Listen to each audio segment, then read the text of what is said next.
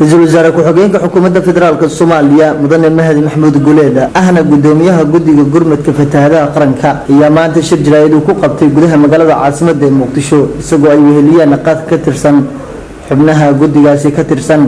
ayaa waxa uu ka warbixiyay halka xaaladdu ay u marayso iyo sidoo kale waxyaabaha ku soo kordhay gurmadkii fatahaadaha qaranka waxa uu ra'yisul wasaare ku-xigeenku ka hadlay arrimo dhowr ah oo fatahaadaha iyo sidoo kale halka xaalku imika u marayo waxa uu sheegay in dawladda Soomaaliya ay kordhisay lacagtii deeqda ahayd ay dadka reer beledweyne ahayd $1 milyan in dawladda Soomaaliya ay ku kordhisay lacag gaaraysa $500,000 waxay dawladdu mar labaad ku baaqaysay ay qoondaysay bixin doonta $500,000 oo dheeraad ah oo lagu daraayo $1 milyan ee hore fulintiisii iyo sidii dadka tabaalaysan loo gaarsiin lahaa iyo maamulkiisii iyo nidaamkiisii oo dhan maanta waa dhameystiraynaa waxay dawladdu u taagan tahay mar walba tamartu meel kasta oo ay dhigto in aanu iskaashano shacabweynaha Soomaaliyeed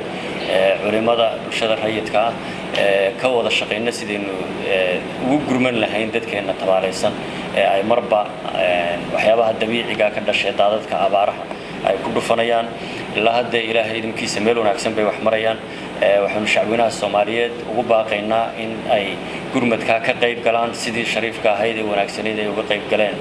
14 Oktoobar iyo gurmadkii abaaraha kaalintii fiicneed ay ka qaateen ay ka qaataan in guddidu ay hawsha fuliso marnaba duruuftu meelayna dhigtaba ka tanaasuli mayno waxa bariyan ku tala jirnaa in beledweyne ay u baxaan qayb guddida kamida haddii ay saamaxdo duruufta